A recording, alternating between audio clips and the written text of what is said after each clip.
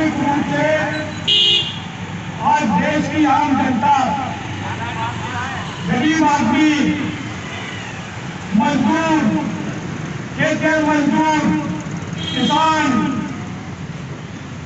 Middle class के लोग सभी जो है महंगाई से त्रस्त है और सरकार को इसके ऊपर कोई चिंता नहीं है। इसलिए भारतीय मजदूर संघ ने अपनी केंद्रीय कार्य समिति की मीटिंग में यह प्रस्ताव पास किया कि सरकार जागो और देश के गरीब लोगों की ओर देखो, महंगाई पर रोक लगाओ। हम सभी लोग जानते हैं कि आज जो पेट्रोलियम पदार्थ है उनकी रोज कीमतें बढ़ती हैं, रोज उनकी कीमतों में वृद्धि होती है। वर्ष 2014 में जिस समय आप सत्ता में आए, आपने बड़े जोरों शोरों से एक नारा किया, वन नेशन वन टैक्स, और जीएसटी की व्यवस्था आपने जो की। कौन से कारण है कि आज जो पेट्रोलियम पदार्थ है, डीजल, पेट्रोल, रसोई गैस, इसको आप जो है जीएसटी के दायरे में नहीं ला रहे। भारतीय मजदूर संघ ये मांग करता है कि इन उत्पादों को अविलंब जीएसटी के दायरे में लाया जाए। आज जो है जो हमारी उपभोक्ता वस्तुएं हैं, जिन चीजों को हम रोज खरीदते हैं मार्केट में, उनके ऊपर एक एमआरपी लिखा होता है। एमआरपी को लिख दिया गया कि आप जो है इसको इतने रुपए में बेच सकते हैं, लेकिन उसके ऊपर उसको जो है प्रोडक्शन करने में कितनी कीमत आई, ये आज तक जो है सरकारों ने नहीं लिखा। हम लोगों की स्पष्ट मांग है कि जो है जो आपकी लागत मूल्य है, प्रोडक्शन कॉस्ट है, यह भी जो है उस वस्तु के ऊपर अंकित होनी चाहिए, ताकि हम जो है आदमी ये समझ सके कि सरकारें हमसे कितना टैक्स ले रही है और जो बंदा जो हमारा व्यापारी है वो हमसे कितना ज्यादा लाभ ले रहा है। जिस दवा की कीमत 2 रुपया और 3 रुपया होती है, उस दवा की कीमत हमारे जो है आम जनता से 50 रुपया 60 रुपया तक जो है वसूल की जाती है। इस तरह की अंधेर नगरी इस देश के अंतर्गत फार्मा इंडस्ट्री और हमारी ये जो आवश्यक वस्तु है, हमारे जीवन के लिए उपयोगी है, इसमें जो है मनमानी वसूली आम जनता के साथ, आम गरीब के साथ होती है। इस पर जो है सरकार रोक लगाए। इसके लिए जरूरी है कि लागत मूल्य वस्तुओं के ऊपर लिखा जाना चाहिए। आप सभी को यह भी याद है, पिछले दिनों आपने जिस तरह से देखा कि हमारे देश की सरकार मोनेटाइजेशन के नाम पर सरकारी संपत्तियों को लीज पर देने का काम कर रही है। सरल भाषा में कहें तो बेचने का काम सरकार कर रही है। आज जो है रेलवे स्टेशन, हवाई अड्डे, आज जो है रोड का भी उन्होंने कर दिया कि रोड भी हम जो है लीज पर देने वाले हैं। अब यहाँ पर जो है कुछ उद्योगपतियों को लाभ हो सकता है, कुछ कंपनियों को लाभ हो सकता है, लेकिन आम जनता को इसमें पूछना पड़ेगा। और जो सबसे बड़ी बात है कि मोनेटाइजेशन के नाम पर सीधा जो है प्राइवेटाइजेशन हो रहा है। देश के प्रधानमंत्री बड़े डंके की चोट पर कहते हैं कि हम रेलवे में प्राइवेटाइजेशन नहीं कर रहे, रेलवे को हम प्राइवेट हाथों में नहीं दे रहे। अरे कैसे प्राइवेट हाथों में दिया जाता है, जरा बताओ मुझे। आप क्या मानते हो, कैसे प्राइवेटाइजेशन होता है? इसी तरह से प्राइवेटाइजेशन होता है। आप जो है रेलवे स्टेशन एक कॉन्ट्रैक्टर को दे दो, एक ठेकेदार को दे दो, एक उद्योगपति को दे दो और उससे पैसा लेकर के जो है देश का काम करो। मित्रों, हमारे सामने बिजली की समस्या है। हमारे बहुत से भाई सोचते होंगे कि क्या जो है आयोडीन बीमारियों के कॉर्पोरेशन को आप लोगों ने स्वीकार कर लिया। आप विभिन्न मुद्दों पर तो बात कर रहे हो, लेकिन जो है कॉर्पोरेशन के ऊपर आप जो है बात को नहीं करते। तो मैं आपको बताना चाहता हूं कि कॉर्पोरेशन के मुद्दे पर भारतीय प्रत्यक्ष मजदूर संघ all India defence employees federation दोनों जो है आज भी जो है मुस्तैदी के साथ उस लड़ाई को लड़ रहे हैं, उसको हमने छोड़ा नहीं। आप जो है ट्रांसफॉर्मेशन की बात करते हो, सबसे पहले आप वर्कलोड की समस्या का हल आज तक नहीं कर पाए, सारी आयु की बीमारियों को पूरा वर्कलोड नहीं दे पाए, और साथ ही साथ वर्कलोड दिया तो आज जो है उसके लिए जिस रॉ मटेरियल की जरूरत होती है आपने ऐसे करे कानून जो है प्रोडक्शन यूनिट के लिए बना रखे जिनमें किसी भी तरह की छूट आपने आयु की बीमारियों को नहीं दी। और आप कहते हो कॉर्पोरेशन में जाकर के आप बहुत अच्छे हो जाएंगे, आप समय से डिलीवरी कर सकेंगे, सेना की जरूरतों को समय पर पूरा कर सकेंगे। मैं जानना चाहता हूं कि कौन सा जादू का चिराग जो सीएमडी आपने नियुक्त किए हैं, उन सीएमडी के हाथ में कौन सा जादू का चिराग आपने दे दिया है कि वो आयु निर्माणियों को रातों रात इतना सक्षम बना देंगे कि हमारे देश की सेनाओं का जो है जो शिकायतें हमसे हैं वो शिकायतें जो है कम से दूर हो जाएंगी। हमने पूछा क्या बताइए कि क्या जो है आपने कॉर्पोरेशन का डिक्लेरेशन कर दिया, आपने कैबिनेट में जो है पास करा दिया, लेकिन क्या वर्कलोड की गारंटी का जो है कहीं पर कुछ जो है पास हुआ है क्या? इसके नाम पर आप जो है दाएं बाएं झांक करके बोलते हो 62,000 करोड़ का है। कुछ 62,000 करोड़ को पूरे जो है 41 ऑर्डिनेंस फैक्ट्री के अंदर बांट दो क्लोरिंग फैक्ट्री को टैंक बनाने के लिए नहीं दीजिए, स्मॉल आर्म फैक्ट्री को जो है टैंक बनाने को दे दो, बुलेट प्रूफ गाड़ियां बनाने के लिए दे दो। क्या यह संभव है? एक फैक्ट्री जो आज पैराशूट बना रही है, उस फैक्ट्री से अगर आप ये अपेक्षा रखते हो कि 62,000 करोड़ का उत्पादन है, उसमें से हम इस पैराशूट फैक्ट्री को हवाई जहाज बनाने के लिए दे देंगे, तो क्या ये पैराशूट फैक्ट्री हवाई जहाज बनाने लगेगी? अरे ये इंफ्रास्ट्रक्चर जो गड़बड़ है, इस इंफ्रास्ट्रक्चर को आगे के जो वर्कलोड है, आगे का जो आपका रोड मैप है, उसके अनुसार क्या आपने तैयार किया है? पिछले 3-4 साल से आप कभी ट्रेनिंग प्रोग्राम बनाते हो, हम लोगों को सक्षम करेंगे, हम वहां पर नए आइटम देंगे। कितने लोगों को आपने ट्रेन किया, कितने नए आइटम ला करके दिए? केवल और केवल जो है सीधे जो है भारत सरकार को दिखाना है, प्रधानमंत्री जी को दिखाना है कि आपकी नीति को हम लागू कर रहे हैं। फैक्ट्रियां चाहे भाड़ वहां पर काम करने वाले कर्मचारी, माननीय रक्षा मंत्री जी कहते हैं कि सभी प्रोजेक्ट होंगे, पार्लियामेंट में भी बयान दे दिया सभी प्रोजेक्ट होंगे, किसी की नौकरी नहीं जाएगी, किसी के जो है वेतन भत्तों पर कोई विपरीत प्रभाव नहीं पड़ेगा। हमने जो एक प्रश्न किया 27 तारीख की मीटिंग में, डिफेंस सेक्रेटरी महोदय जो हमारे प्रोटेक्शन के हैं वो जो है उछल गए। हमने कहा कि आप कहते हो कि हम सबको प्रोटेक्ट करेंगे, कोई फैक्ट्री बंद नहीं होगी, और दूसरी तरफ वर्कलोड का जो है किसी भी तरह का आप जो है गारंटी नहीं ले रहे। आज क्या हुआ, ये भी परसों बंद हुई, वहां के कर्मचारियों को एक स्थान से उठा करके दूसरे स्थान पर भेज दिया, ईएमई से डीडीक्यूए में कर्मचारियों को ट्रांसफर किया। एक मास्टर क्लासमैन जो उसने अपनी 35 साल और 40 साल की नौकरी करके पदोन्नति ली थी, उसको सीधे ले जाकर के सेमी स्किल पर जो है आपने खड़ा कर दिया।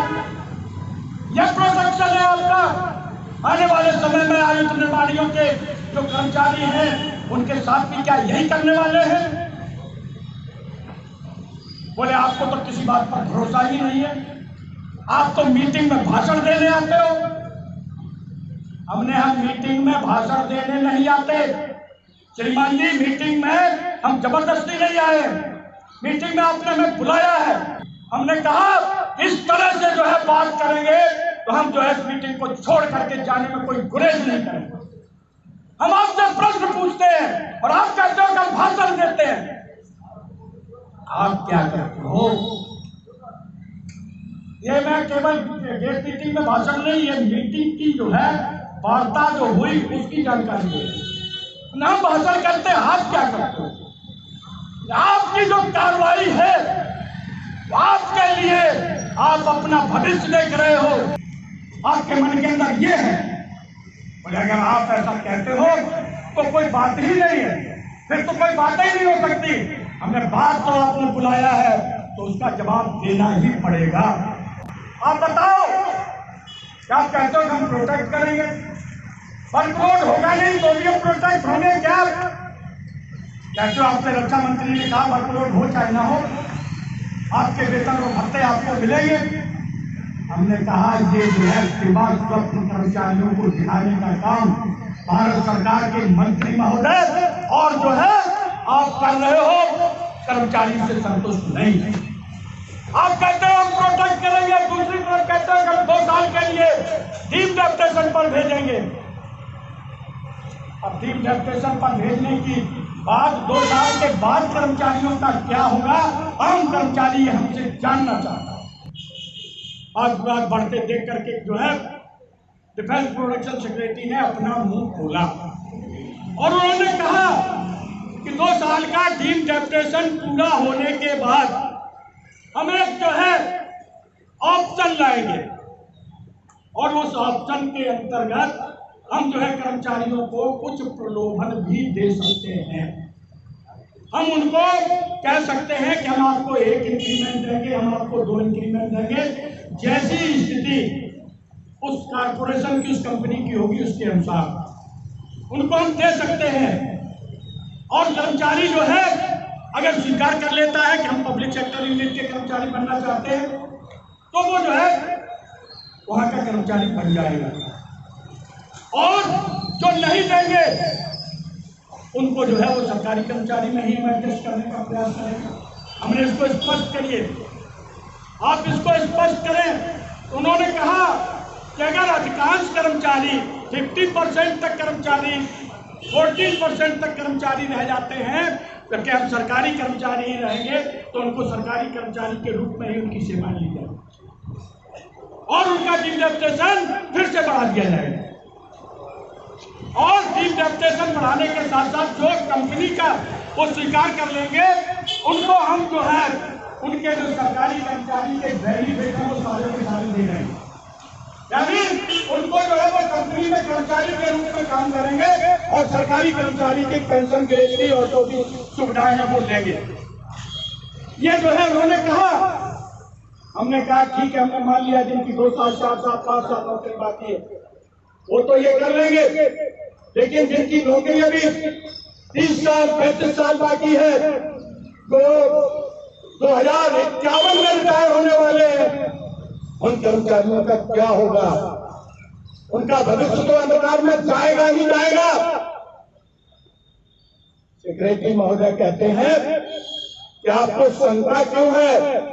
हमने आप इस बात की गारंटी दो लिखित रूप में, तो एक कर्मचारी जो आज आयुध निर्माणियों के गेट के अंदर नौकरी करता है, जिसको आपने सरकारी कर्मचारी के रूप में भर्ती किया है, उसको सरकारी कर्मचारी के रूप में ही आप रिटायर करेंगे। इसके ऊपर कोई उत्तर जो है डिफेंस प्रोडक्शन सेक्रेटरी की तरफ से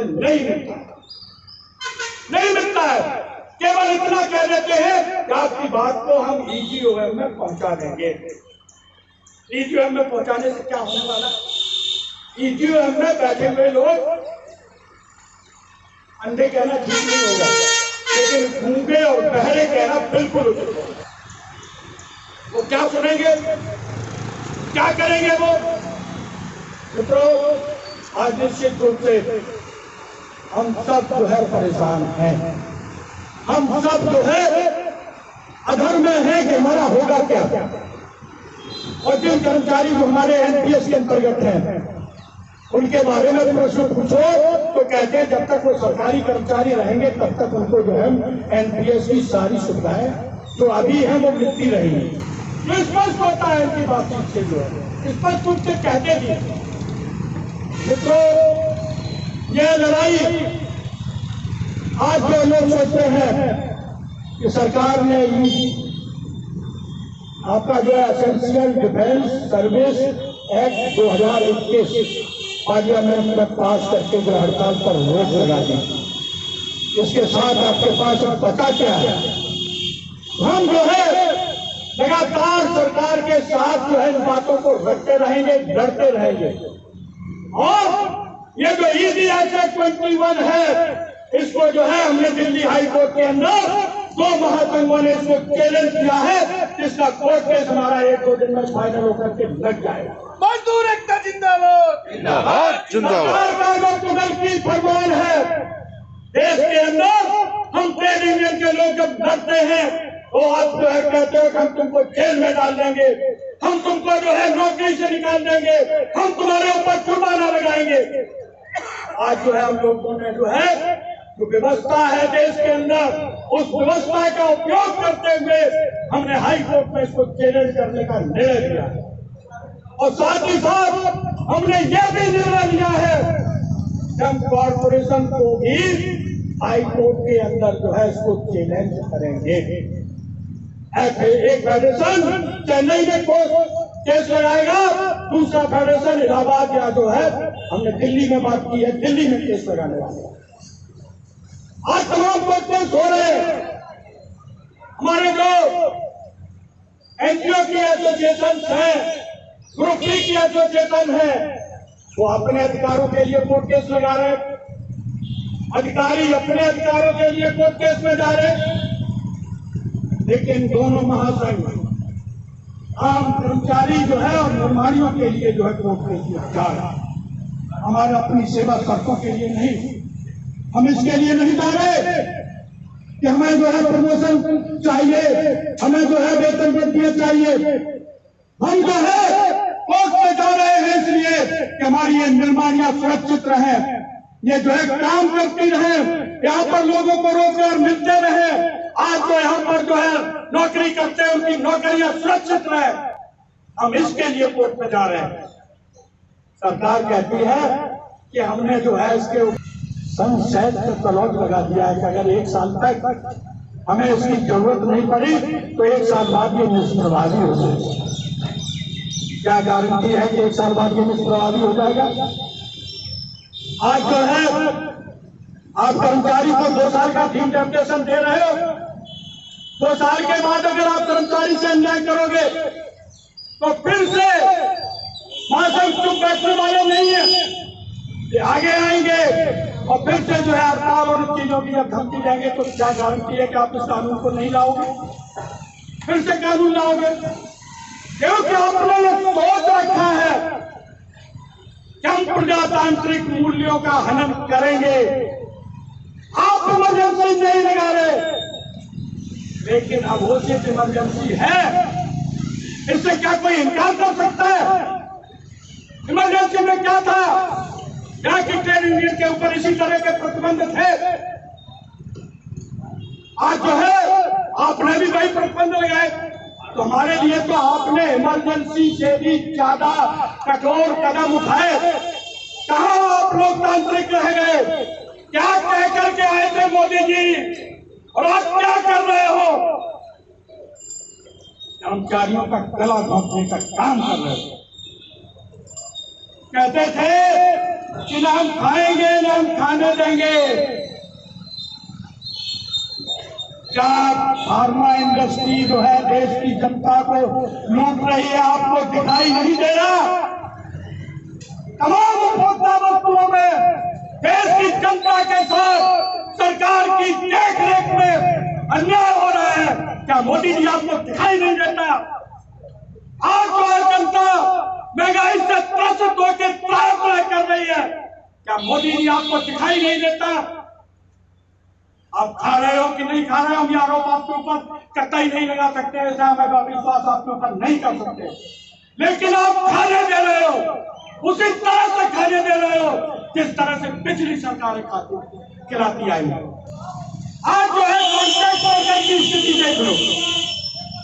आज जो है प्रदेश में भी बीजेपी की सरकार है, केंद्र में भी बीजेपी की सरकार है। मैं पूछना चाहता हूं कि कॉन्ट्रैक्ट वर्कर क्या जो है यहाँ पर जो है डिप्लॉय हुए हैं, आयुक्त निर्माणियों में डिप्लॉय है, अन्य सरकारी संस्थानों में डिप्लॉय है। क्या ये कर्मचारी पाकिस्तान से आए, कि अफगानिस्तान से आए, या इंग्लैंड से आए, या अमेरिका से आए? क्या ये देश के नागरिक नहीं है? इनके साथ सीधा सीधा शोषण हो रहा है।